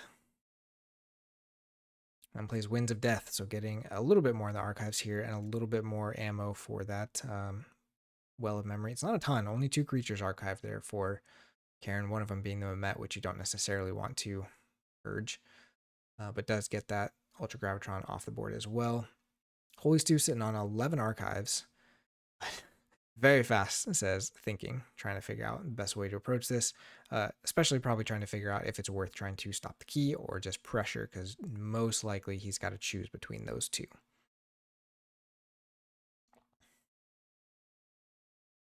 Just I have to think about it. Tough to say for sure because Shadows should be able to do both unless you just are missing some of your Shadows pieces. We know the Rizzo's gone, but should be at least a Rad Penny or so. But Rad Penny Secret Needle doesn't necessarily quite get you to check here. But I think if you're Holystewe, you have to be getting to check here.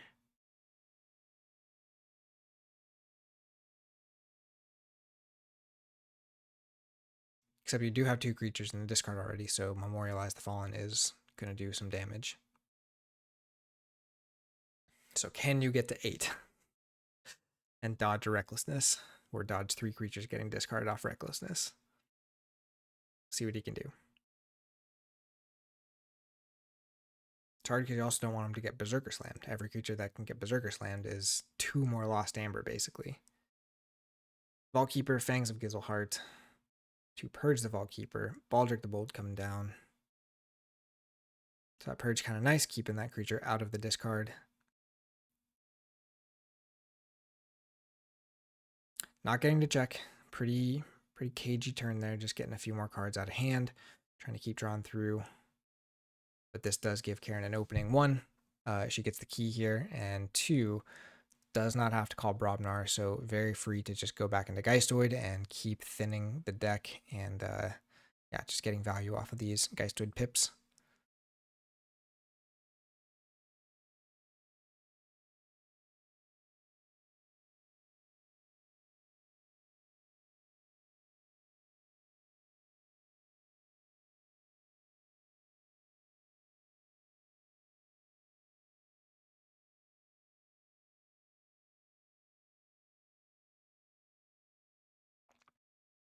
Getting into the end game here.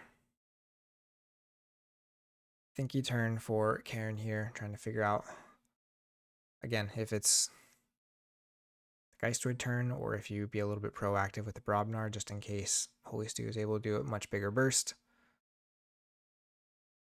Because that Shadows can do a decent amount of burst. Especially if you find both rad pennies.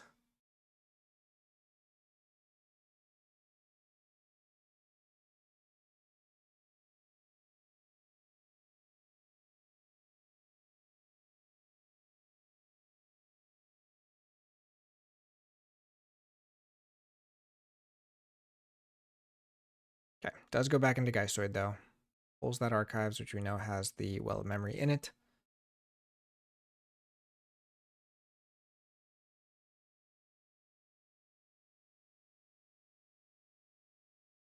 Well comes down.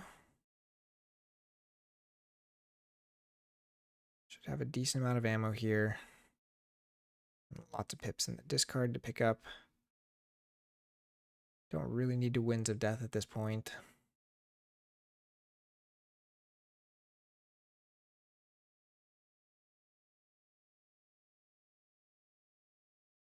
And again, we don't really get to see it, but Karen's got to have like hand up, discard up, trying to figure out what really you want to purge, what you really want to get back into hand, thinking through all of that here. What the rest of the turn looks like, what you're doing after you do that, because you might have the Bonded Auctioneer and you might discard that to get the well back and then purge more stuff. But we see decent amount of stuff there, including the Berserker Slam, which is interesting. Again, in game one, we saw that Berserker Slam be pretty important for just clearing the board, keeping Amber control going, but decides it's not worth it here.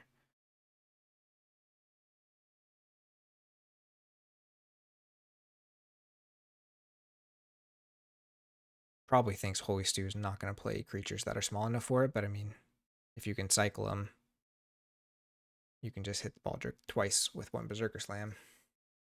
But lots of stuff to get back here. We got Holystewe, Festival, Recklessness, a couple BR Geist, second Recklessness, and the Winds of Death. So the Winds of Death is the interesting one. Looks like we just have, is that Hospitality in the discard? Okay, so Hallowed Eve is going to discard. There's the Bonded Auctioneer. So again, not having that for this turn is pretty big for Karen. And not having enough cards to really get haunted means that BR Geist is not really going to be hitting anything. So it should be getting just played for Amber here.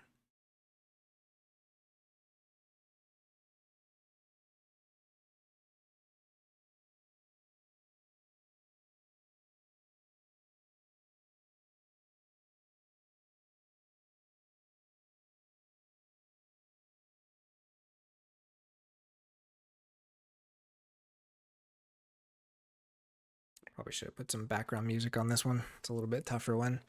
Don't have like a chat to fall back on or something, but that's all right. We're here for this game. This is very, very interesting. Very excited to see kind of how it ends here. Which is really the crazy part is I thought the chains was going to be too low, and we're so close here.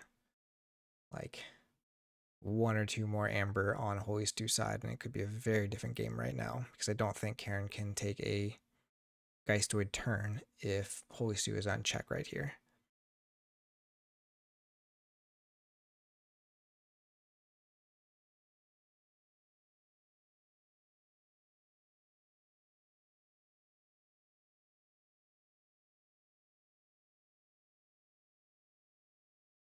Okay, my Met comes down.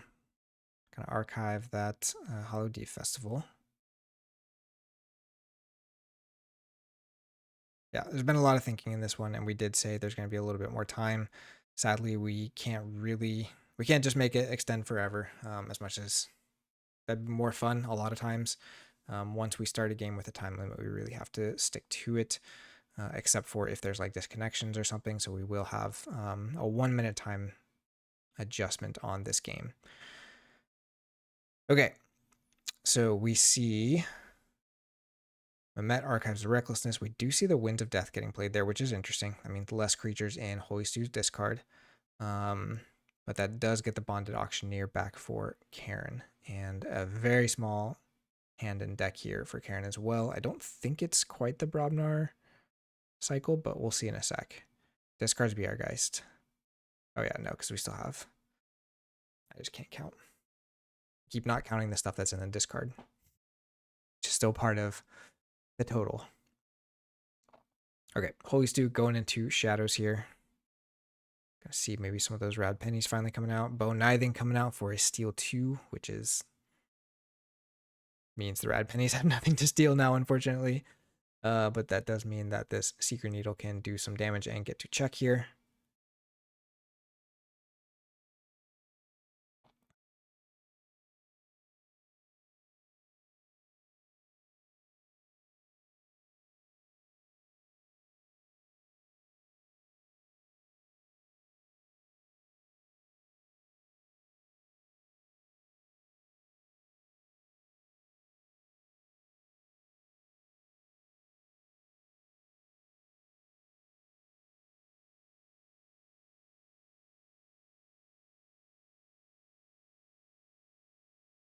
Don't remember exactly what he's thinking about here.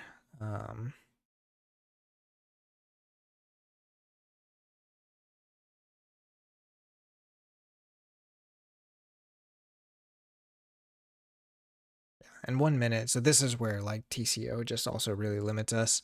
I really wish you could just do a command to add time, because it always kind of does the automatic go to time rules when you hit the timer.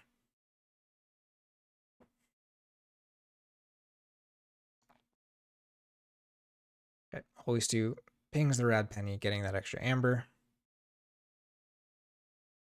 Plays lights out, going up to 7. So really trying to push for it here. Opportunist is not going to capture anything. There's nothing to capture, but does get an extra amber. So going up to 8 and getting that creature off the board. So there are a few creatures in the discard here. Just 2 for Holystewe, which 2 is enough. Or it's not enough for just the Memorialize. But we did see those 2 Recklessness, I think, get put in hand, which is scary because you have to play the Recklessness before you play the...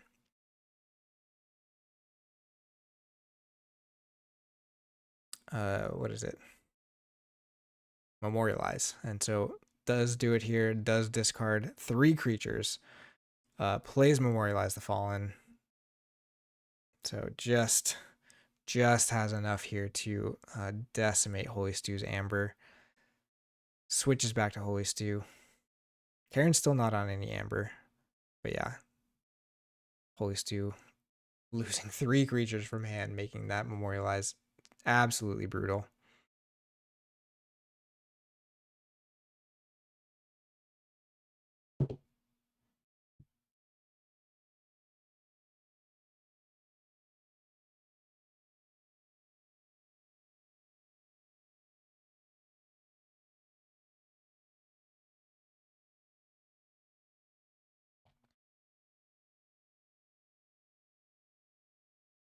Yeah, so we're about to hit the time here. We'll see TCO do its own go to time rules. Holystewe does the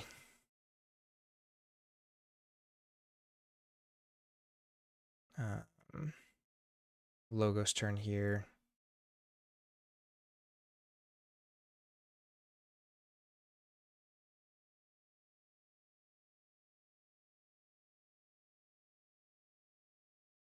So this is tough.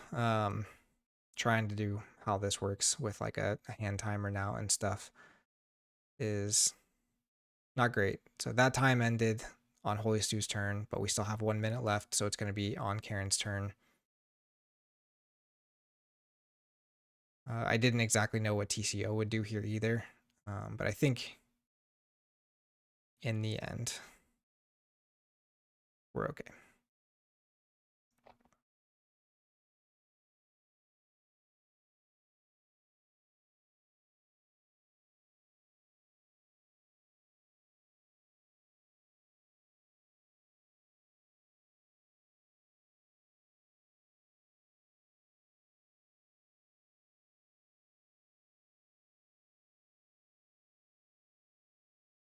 Yeah, and so this is, yeah, maybe not my best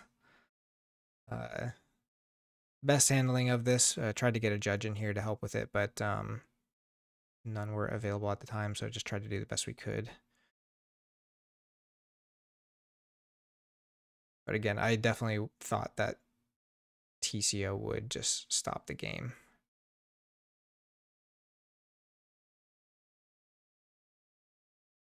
Unfortunately, this does mean that Karen gets a chance to plan a little bit. But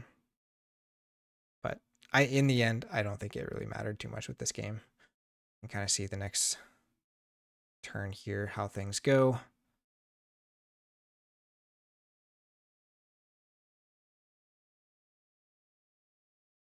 Doesn't help that I can't type well.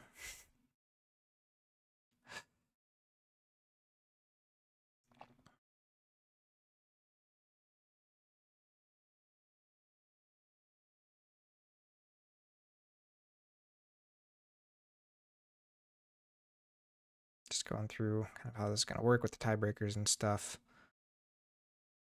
I did start the time at this point.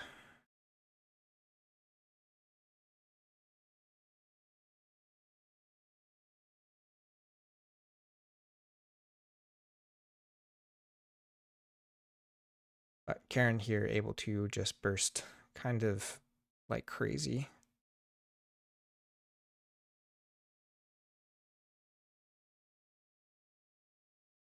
And I maybe shouldn't have done the time stamps here, but again, I think it's, if we didn't have the time extension, this would be Karen's last turn before it went back to Holystewe to try and forge. With the time extension, I don't think Holystewe can stop this key. And since Holystewe is not on check right here, it's kind of just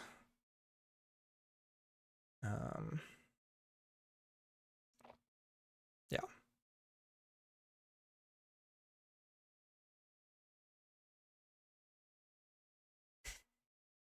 So Karen is able to kind of finish the turn before the time, but again, if it had ended during Karen's turn there, we'll see what Holystewe's next turn is, but I don't think he stops this key here, so then it doesn't really matter. I don't love how this ended up, but we just tried to do the best we could with limited technology and stuff. That's the one issue with TCO, is time just gets really tricky. But if any judge is watching or whatever, definitely let me know if there's things I could have done differently. But talking to the players, I don't think there was anything. There's nothing, no bad feelings on either side from what I know.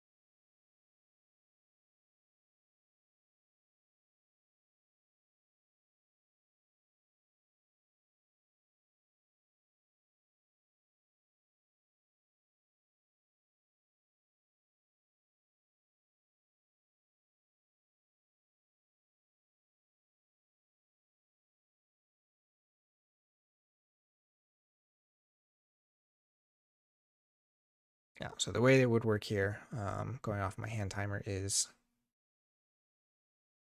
Holystewe starts the turn when the timer goes off.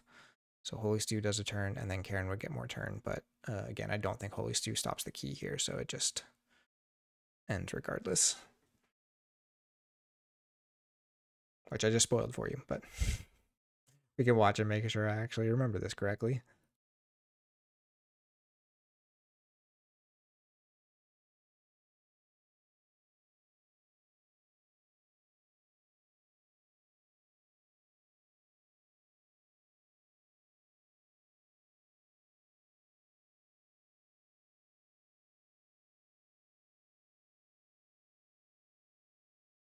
Okay, so Holystewe thinking through this turn then, since time is basically irrelevant now. Just want to do as good of a turn as you can.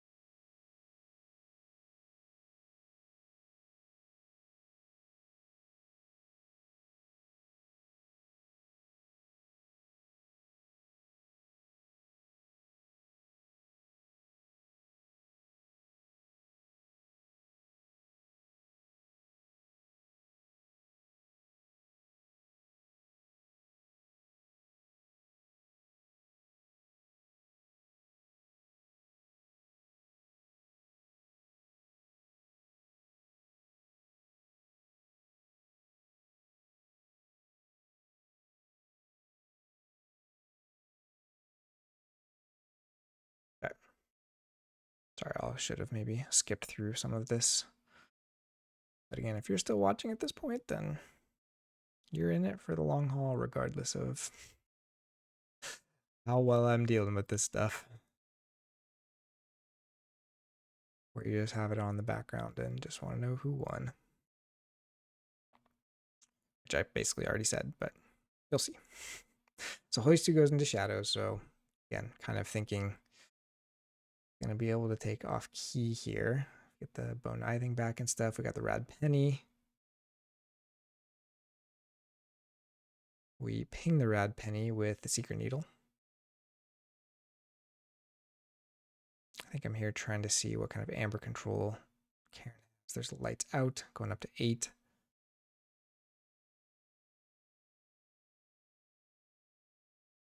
And then, yeah, Holystewe passes. So Karen just forged. So that just means the game was over. And so we go through and talk, and I believe Holystewe says, like, you couldn't have actually stopped the 8 amber. Anyways, he, like, just totally spaced that she was on 8 amber and tried to figure out how to get as much amber as possible. But